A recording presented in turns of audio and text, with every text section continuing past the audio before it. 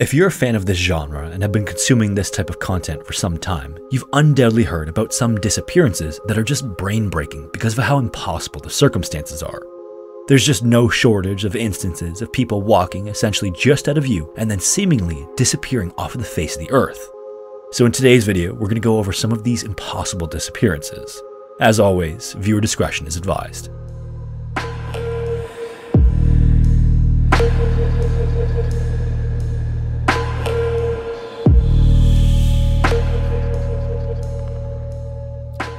In mid-July of 1981, 14-year-old Stacey Ann Arras, her father George, and a small group of outdoor enthusiasts were horseback riding and camping their way through some of Yosemite National Park's most rugged and scenic backcountry.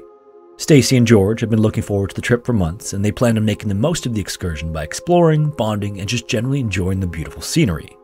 The trip was relatively uneventful early on, but that changed on the afternoon of July 17th when Stacey decided to hike from their camping area to Sunrise Lake less than 2 miles away.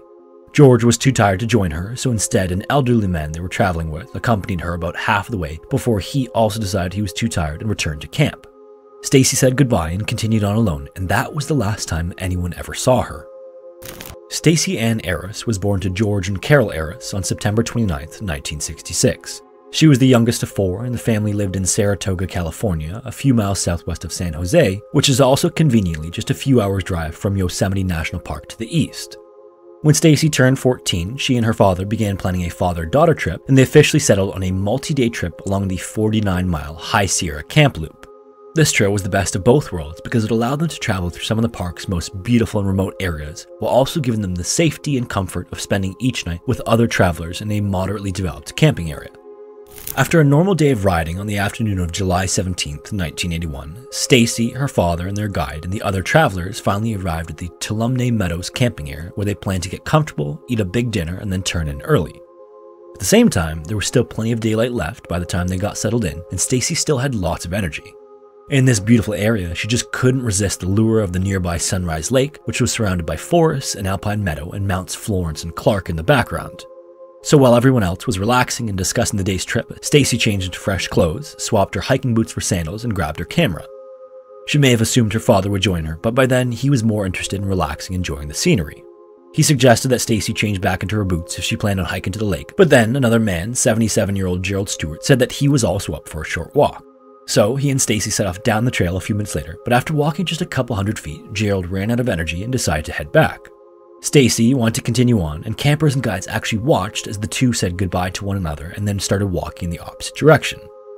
While Stacey was gone, other groups arrived at the campground throughout the afternoon and into the early evening, and after a little while, when Stacey didn't come back from the lake, George and Stewart started to worry. Panic hadn't quite set in yet, but as darkness fell, George and Gerald began searching the camp and asking the newly arrived hikers if they'd seen anyone resembling Stacey.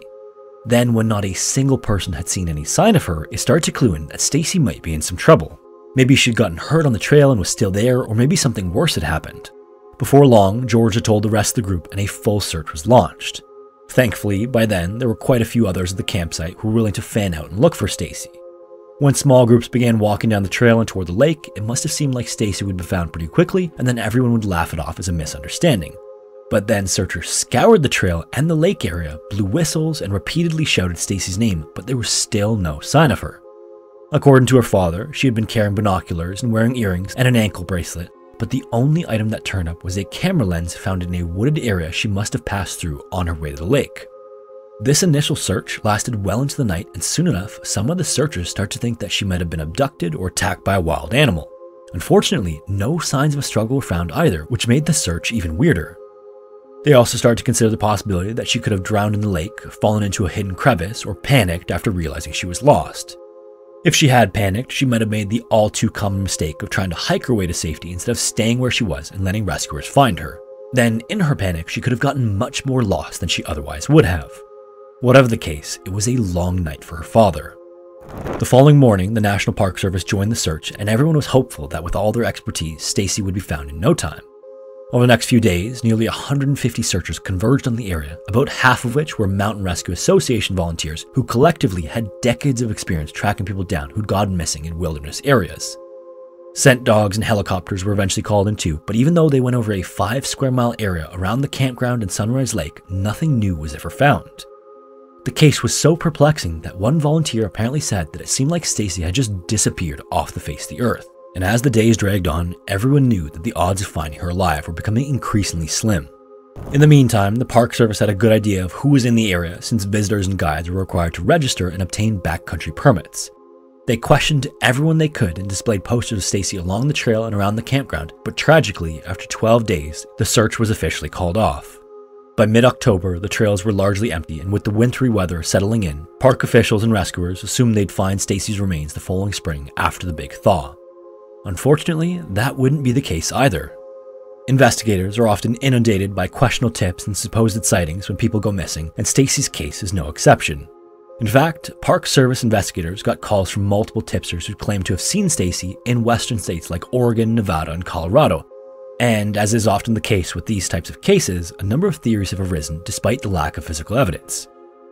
Maybe the most likely is that Stacy fell into a pit or crevice or got lost and hiked into a remote area of the 750,000-acre park and then tragically died of dehydration or hypothermia.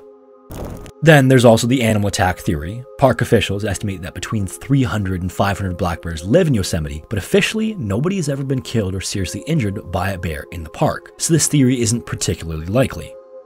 Officials also looked at the possibility of a mountain lion attack, because after all, mountain lions do occasionally attack humans, but if Stacy had been attacked by one or any animal for that matter, there almost certainly would have been blood, torn clothing, or signs of a struggle. And of course, the final theory is that Stacy could have been abducted or maybe even run away. Each of these theories doesn't seem particularly likely either because of how remote the area is.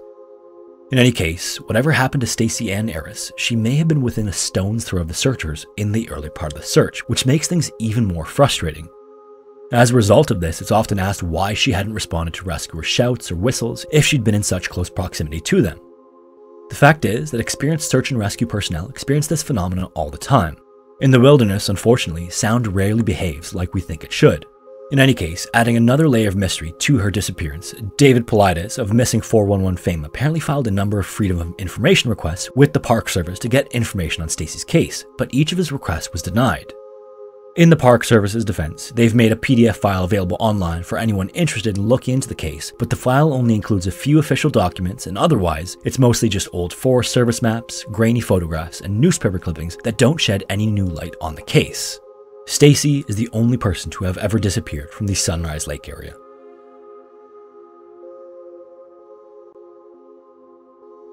Jason Jackowski was born in Grand Island, Nebraska on June 24, 1981. He and his family moved to Omaha a few years later and settled into pleasant and relatively uneventful lives. As a kid, Jason was shy and quiet, and he often became disoriented and overwhelmed in noisy, crowded, and stressful situations. He also had speech and learning disabilities that made communicating and concentrating difficult, but he was responsible and hardworking and was clearly intelligent despite everything else. He went on to attend Omaha Benson High School and enrolled in the broadcasting program at a community college in a nearby city shortly after graduating. During this time, he also had a job at a pizza and pasta restaurant just a few miles from his house. As with many people his age, Jason wasn't exactly sure where his life was headed. He always thought he'd make a good DJ because it would allow him to connect with people without getting too personal, and then, in a lucky break, despite being shy and reserved, Jason landed a part-time DJ gig at the campus radio station. At the same time, however, he was considering going in a completely different direction and thought about enrolling in a seminary in St. Louis. But then by the summer of 2001, it was clear that he might not get to even enroll in either choice if he didn't make enough money to pay for spring tuition. So, until he decided between broadcasting and theology, he'd just have to make the most of his summer vacation by pinching pennies and working as many hours as he could at the restaurant. Ironically, that's exactly what he was trying to do the day he disappeared. It must have seemed like just another day when the now 19-year-old Jason woke up in the morning of Wednesday, June 13th, 2001. Jason was scheduled to start work at the restaurant at 5:30 p.m., but with the exception of helping his brother with a few household chores, his schedule was wide open. That changed a few hours later when his manager called and asked if he could come into work at noon, and since Jason needed the extra money and liked helping out whenever he could, he agreed to go in early. Unfortunately, his car was in the shop and his parents were at work, so he figured he'd just walk to work that day instead. It was nice enough outside, and he'd made that walk plenty of times. But then, as a thank you for coming in early, his boss arranged for a coworker to pick him up on her way to the restaurant. Giving directions wasn't one of Jason's strong points, and after a few failed attempts, he agreed to meet the girl in front of Omaha Benson High School. The school was just 4 blocks from Jason's house, and since the girl had graduated from the school too, she knew exactly where it was. At about 10:45 a.m., Jason and his brother dragged their empty trash cans from the street into the garage, and while they were doing this, a neighbor saw them together and noticed that Jason was wearing a baseball cap, a Chicago Cubs shirt, and black pants.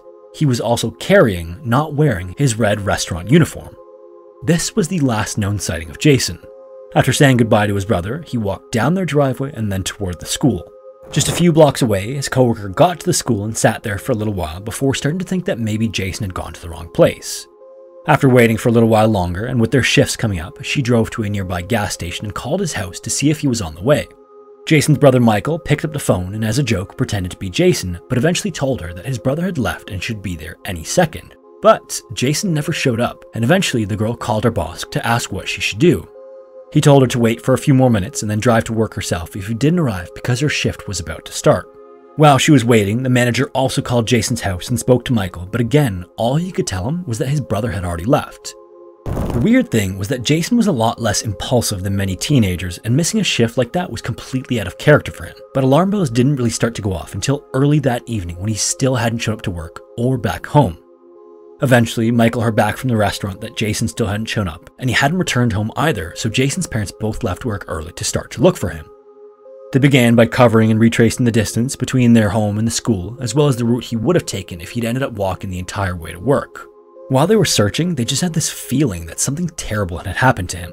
It was so unlike Jason to do something like this. He was a responsible Christian homebody with a number of learning disabilities, and on top of that, he'd never even tried drugs or alcohol as far as they knew.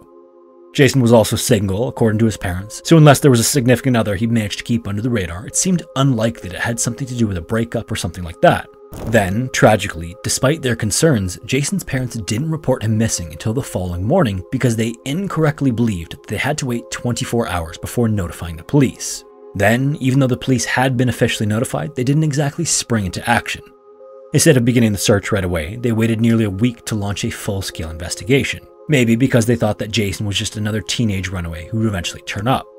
The police did eventually question and ultimately cleared Jason's coworkers, including his supervisor and the girl who was supposed to give him a ride to work that day.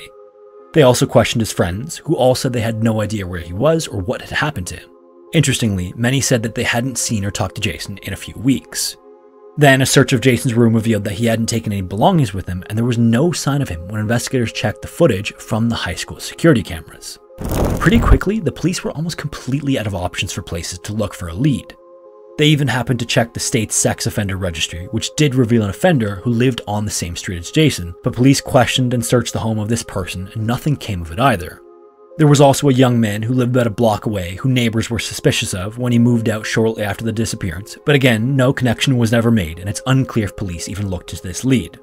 Another red flag that's led to speculation that something bad happened to Jason was that he only had between $40 and $60 in cash on him when he left for the high school that day.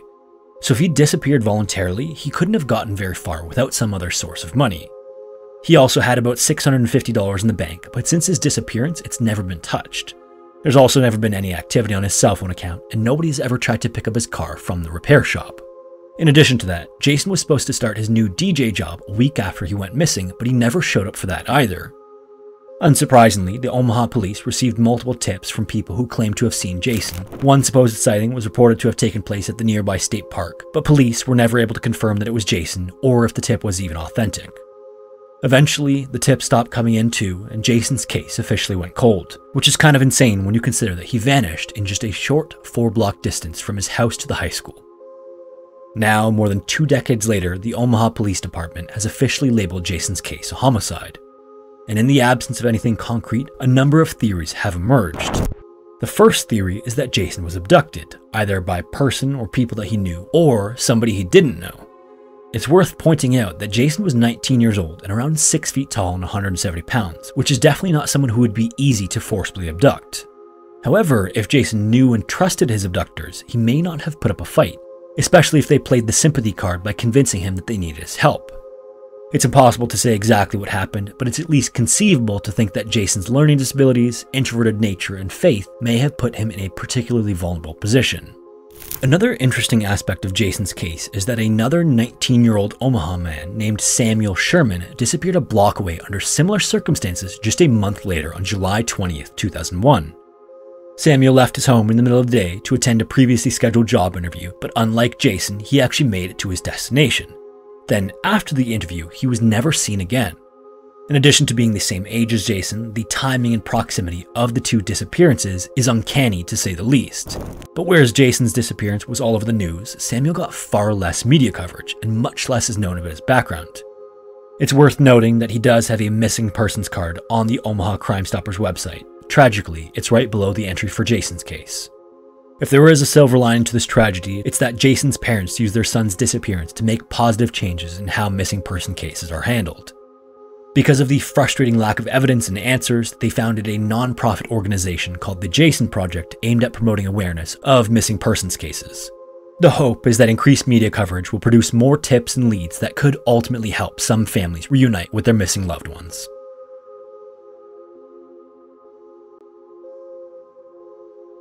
In early May of 2008, an 18-year-old Colorado man named Josh Maddox casually informed his sister he was going for a walk.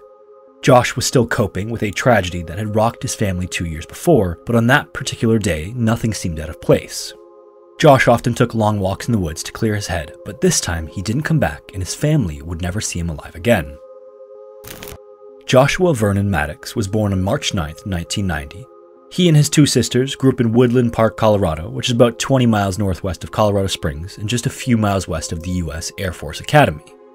With a population of less than 8,000 people, Woodland Park is a tight-knit community surrounded by more than 1 million acres of Pike National Forest. Josh and his siblings' childhoods were almost perfect by most accounts until his parents separated and he and his sisters Ruth and Kate moved in with their father Mike. By the time he was a teenager, Josh was lanky, long-haired, and generally well-liked, and nearly everyone who knew him described him as a free spirit who was also a good student and a talented musician with a witty and spontaneous sense of humor. On the surface, Josh appeared to be a happy, hardworking, and carefree guy, but under the surface, he may have been far more troubled and distraught than anyone thought when he went missing in 2008. It's for this reason that Josh's older sister Kate thought nothing of it when he walked out of the family home on May 8th. After all, Josh was a nature lover, and Kate always suspected that the long walks he frequently took in and around the forest were just his preferred method of self-therapy. Up until then, Josh had always returned within a few hours, so it wasn't really alarming when he hadn't shown up by sundown. Then, he still wasn't back by the time his father and sisters turned in for the night, and the following morning his bed was still empty. By then, he'd been missing for much of the previous day and an entire night, and his dad and sisters started to wonder if he was okay. Still, their thought was that maybe he'd decide to camp in the woods by himself or spend the night at a friend's house without bothering to tell anyone. Then as the days passed though, without any sign of him, his family started calling his friends, visiting his known hangouts, and checking local homeless shelters where they thought he could have ended up if he'd had a breakdown. Unfortunately, after several days of searching, there was still no sign of him, and so on May 13th, 5 days after Josh had disappeared, his father officially reported him as missing to the local police. Now, waiting nearly a week to report a missing person may seem odd, but since the death of his older brother 2 years prior, everyone in the family had sort of come to an understanding that things were different. Under the circumstances, it wasn't uncommon for each of them to just want to be alone for a while. Official and unofficial searches were conducted in and around Woodland Park, but by the 2-week mark, not a single trace of Josh had turned up. During which time, the local police department was criticized for taking a nonchalant attitude toward the case, but Josh was technically an adult and there's nothing illegal about disappearing when foul play isn't involved. Meanwhile, his family continued to hold out hope that they'd wake up one morning and find him sleeping in his bed. His older sister Kate couldn't help but worry about her brother, but at the same time, conversations they'd had prior to his disappearance gave her some hope that he might be alive and well. Josh told Kate on more than one occasion that he was destined for some great adventure and that he may have to disappear for a while to set things in motion.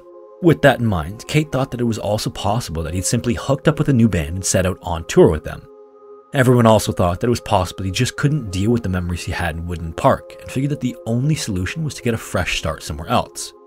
Wherever Josh was, Kate hoped that he'd show up a few years later with a wife and kids and that everything would go back to the way it had been before May 8th. It's easy to see how this could be seen as wishful thinking, but Kate may not have been that far off base. Josh didn't run with a bad crowd, he didn't appear to have any problems with drugs or alcohol, and there was no evidence that a crime had been committed. Josh's father, on the other hand, though, wasn't sure if he'd ever been able to put his brother's death behind him. In fact, he'd once stated that his brother's death had sort of pushed Josh over the edge. Everyone also wondered whether the chronic depression that his brother suffered from also affected Josh and forced him down the same path. Whatever the case, Josh's missing person file remained open pending new evidence that seemed increasingly unlikely as time dragged on. Nearly half a century before Josh disappeared, a local man named Chuck Murphy purchased a piece of land in Woodland Park that had once been home to the infamous Thunderhead Ranch. This ranch was originally owned by a Swedish immigrant known as Big Bert Bergströms, and was well known for the amount of alcohol that got drunk there and the gambling and prostitution that also took place there. According to local legends, Big Bert had been arrested on multiple occasions, but the charges were always dropped. Rumor has it that his clientele included local law enforcement and members of the legal community who did everything they could to get him off to prevent their involvement with the ranch to be made public. Decades later, the new owner, Chuck Murphy, built a cabin surrounded by pine trees, and his brother lived there up until 2005. After that, Chuck used the cabin as a storage shed, but without regular upkeep, it became pretty run down. Then, with real estate prices on the rise in 2015, Chuck decided to tear it down to make way for several dozen full-sized homes. At 80 years old, Chuck wasn't up for doing the work himself, so he called in a local demolition crew to take care of it for him. They showed up one day with an excavator and the job got off to a quick start, but things took an unexpected turn when the crew saw something in an exposed section of the chimney. Chuck waved frantically to the excavator operator before wading into the rubble to take a closer look, and to his horror, he was staring at what appeared to be a decomposed body in the fetal position wearing only a thermal t-shirt. Even more horrifyingly, the position of the body indicated that whoever it was had attempted to crawl down the chimney head first. Chuck called the police immediately and they arrived with the county coroner shortly after. Although the body in the chimney was badly mummified, after it was taken to the coroner's office for an autopsy, they were able to use dental records to identify it as Josh Maddox. At this point, it had been several years since his disappearance and 9 since the loss of his brother, which had to have just been crushing for the family. And although finally knowing where Josh was had to have given them some closure, the circumstances of his death were just so weird otherwise. When the initial shock wore off, Kate guessed that it might have been a simple matter of Josh letting his curiosity get the better of him. Maybe he was just looking for a quiet place where he could be alone with his thoughts. Whatever his motivations, it seemed that Josh overestimated the size of the chimney, got stuck, and died. On the other hand, more than a few locals found it odd that the cabin had never been searched, even though it was less than a mile from Josh's home. In particular, what Chuck found most puzzling was that nobody should have been able to get into the chimney in the first place because he'd capped it with a heavy-duty rebar mesh to keep animals like squirrels and raccoons out. In his official report, the coroner noted that Josh was found in the fetal position with his head below his torso and legs. In other words, he must have entered head first from the roof of the cabin because the chimney was too narrow for him to have turned around once inside. The report also stated that he'd been naked except for a thermal shirt and that his hips were dislocated from their sockets. In addition, there weren't any signs of trauma like bullet holes or stab wounds, none of Josh's bones were broken, and toxicology tests showed that there weren't any drugs in his system at the time of his death. Eventually, the coroner concluded that Josh probably died from hypothermia or dehydration and that his death was accidental. Either way, whatever ultimately killed Josh, being inverted and trapped in such a confined space would have made for a particularly slow and unpleasant last few moments, however long they lasted. At least on the surface, the coroner's report seemed to put an end to the mystery once and for all, but not everyone was convinced that the case was so cut and dry. Following the ruling, Chuck Murphy reminded everyone that he'd installed rebar over the chimney decades before. The coroner countered by pointing out that it could have been rusted away over the years, or that someone could have removed it. It's not clear exactly what happened to the rebar gate, but there's no mention of it in crime scene reports, and it isn't visible in any of the photos taken at the site. One thing Chuck Murphy and the coroner did agree on, at least, was that it was obviously gone on the day that Josh crawled into the chimney. But rebar aside, additional evidence found at the cabin made the accidental death ruling seem a bit premature. Like, for example, a breakfast bar that had been built into the far wall had been torn free and dragged in front of the fireplace, effectively blocking off the chimney from the inside. This had obviously been done intentionally, but by who and why? Then there was also the position of Josh's body. What people couldn't figure out was why anyone would attempt to shimmy down a narrow chimney head first. Going in legs down seemed to make more sense because upon reaching the bottom, you'd be able to land on your feet instead of your hands or head. Adding more controversy to the case, the coroner remarked off record that he thought it would have taken 2 people to position Josh's body the way he was found. Then there was also the matter of the thermal shirt Josh had been wearing, which wasn't weird on its own, except for the fact that the rest of his clothes were found inside the cabin, folded neatly by the fireplace.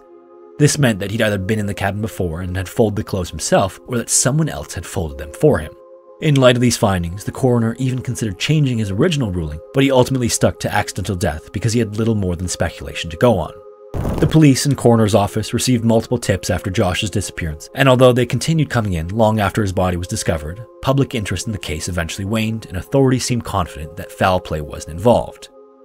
For the most part, these tips were dismissed until one name kept getting mentioned. A man initially referred to only as Andy in a number of tips was later identified as Andrew Richard Newman. Like Josh, he'd been a friendly and well-liked musician who lived in Woodland Park, and although Josh and Andy weren't friends during high school, those who knew them said that they were both a lot alike and that they'd struck up a friendship after graduation.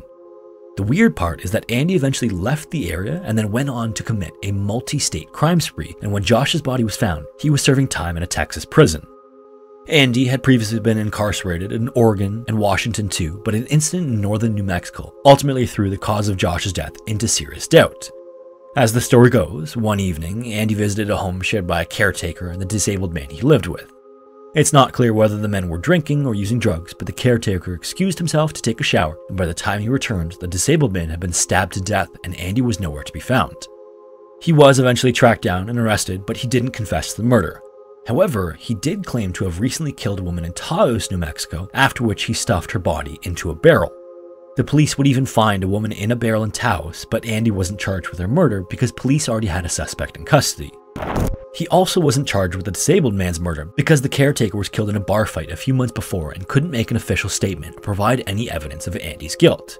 But despite Andy's criminal past and history of violence, the police couldn't place him anywhere near the cabin at or around the time of Josh's disappearance. In the end, Josh's death will probably always be considered accidental, at least officially. With that said, the true ramifications of his brother's death and his own mental state will never be fully known. And in addition, the out-of-place breakfast bar, the clothes neatly folded by the fireplace, Josh's position in the chimney, and his known association with at least one dangerous character will always cast some doubt on his mysterious disappearance and death. Hello everyone, thank you all so much for watching. I'd love to hear your theories down in the comments about what you think happened to the people in these stories. This video is part of a series, so if you want to see more like this, definitely check out the rest of the videos in the series or some of the other series on the channel. If you have a story suggestion, feel free to send it to the email found in the description or to the Scary Interesting subreddit, and hopefully I will see you in the next one.